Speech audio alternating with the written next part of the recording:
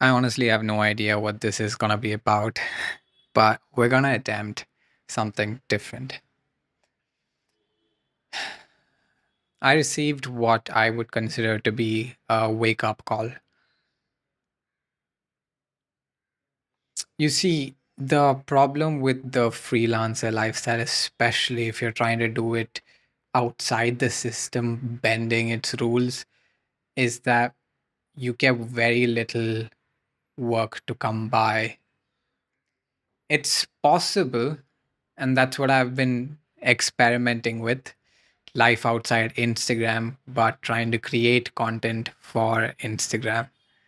And it's been successful to a certain extent, but it's not to the extent that can afford me the kind of life and lifestyle that I want. So now I have to buckle up. Now I have to put in that work, that little bit of effort that I was lacking in order to salvage this situation. And salvaging a situation is tough, man, when you fucked up as astronomically as me. My parents have been funding my lifestyle in Bombay, most of the funding for my lifestyle in Bombay.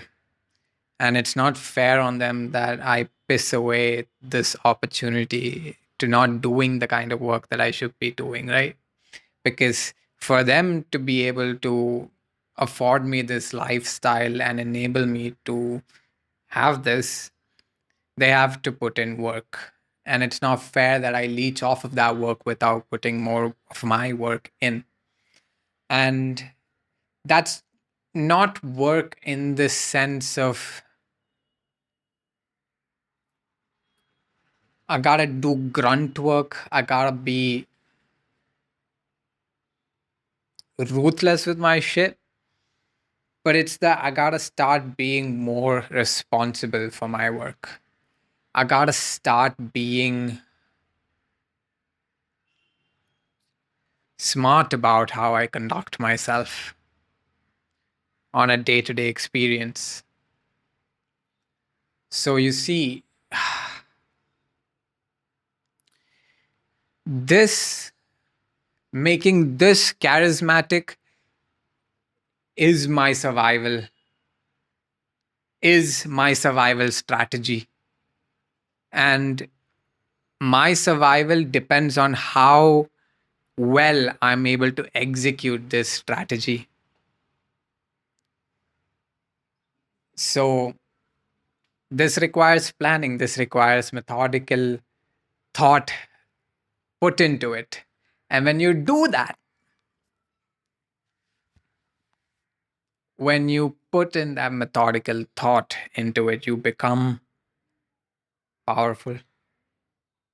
You become a force to be reckoned with, not because of how cutthroat you are, but by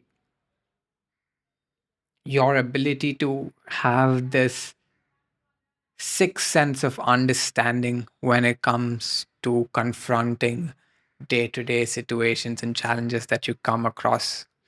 And the way in which you indulge in those that life throws at you determines the entire outcome of that scenario. So I want to start acting better. I want to start doing better. And doing better for me comes with embracing challenges and embracing the unknown. A lot of construction work is happening on the ground floor right now.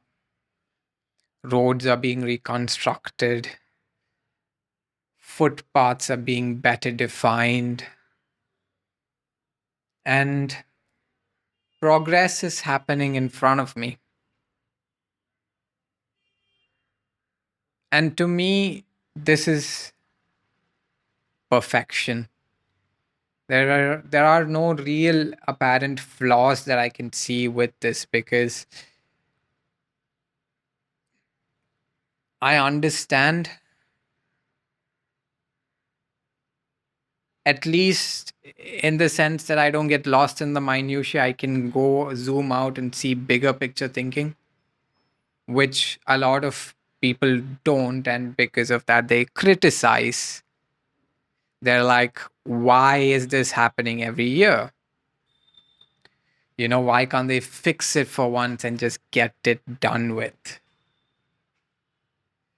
But I don't think they fully appreciate the impermanence of reality, and that reality always requires fixing.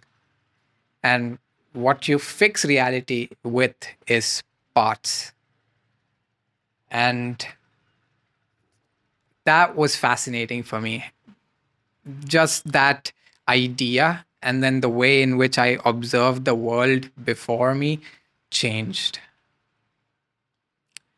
And I was on a walk.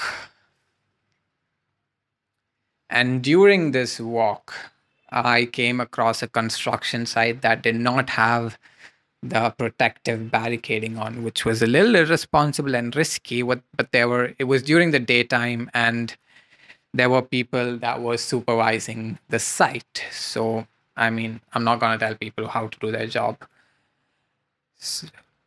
And so I took that opportunity, and I went and I saw how big the hole for the foundation was. Stumbled a little bit there. And the hole was big, and it was like 10 meters. And I decided, you know what, I'm going to take the construction supervisor's number because I want to see how this digger that was 10 feet, 10 meters beneath the ground, like, how are they going to get it up? So I asked the construction dude, it's like, bro, how y'all do that? And they say that they have to bring out a crane. So I asked them, how big is this crane? And they said it'll reach a building's height. And the building that I looked, the one that he pointed at, was about 10 floors. I was like, what? Can I see that? Can I see that? Pretty please. And he's like, okay. And that was about 3 weeks ago. And he said that within a month is when the timeline to lift that is. And oftentimes with construction work, you aim at a timeline, but more often than not, it always gets pushed. So I wasn't too worried about, reaching out to him 2 weeks in. I knew that 3 weeks in, when I reached out to him today, that was going to be plenty of time for me to understand what the situation is and then approach that final end game goal that I want to witness a little bit better, a little bit more methodically. So, this is where I let you in on my thinking process as a filmmaker, as somebody who's trying to make a living making videos. I called him after 3 weeks, and in a very respectful tone in Hindi, I conveyed what I needed out of him. And at first, he didn't realize who I was. He was like, "Kya?"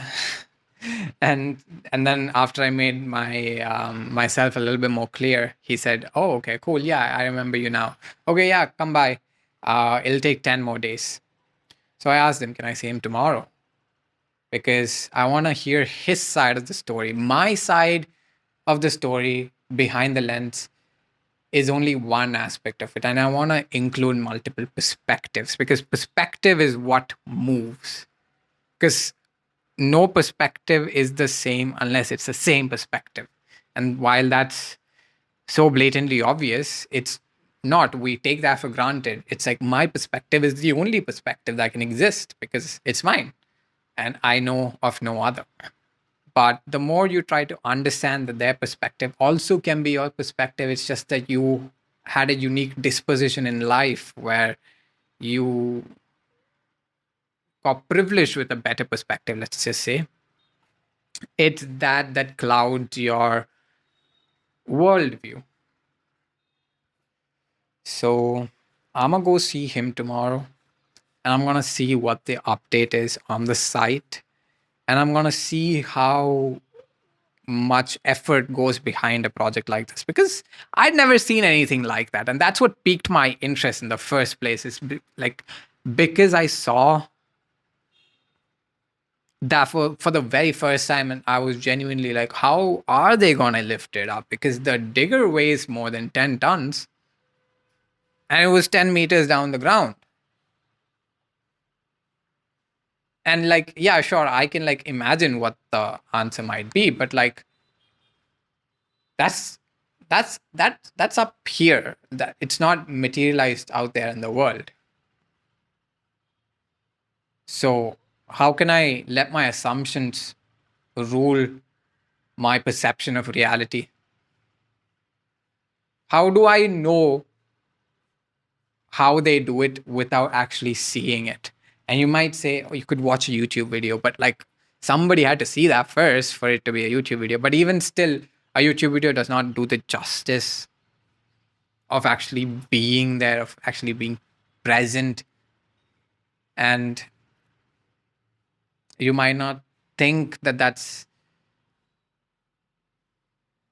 doing much for you. But let me tell you, direct experience and swimming in the ether of being is the most fulfilling thing in your life. Like, that's what makes life worthwhile every single second, even though you might be struggling that second. Recognize this. Recognize that we all have this one life, and we need to make sure that with this one life we enjoy our life to the fullest, but at the same time we don't stomp over all of the other lives that we come across. It's taking a lot of this from Hindu philosophy, and I love Hindu philosophy because of its touch with the spiritual.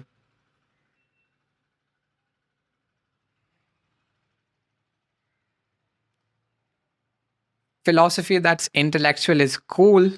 I like it, but I want philosophy that touches with the spirit more in my life. I want philosophy that's not pragmatic. I want philosophy that moves, because moving, moving something, and not just physically moving something, but spiritually moving something, is a whole nother ball game. And I want to experience that. I want to know what it's like.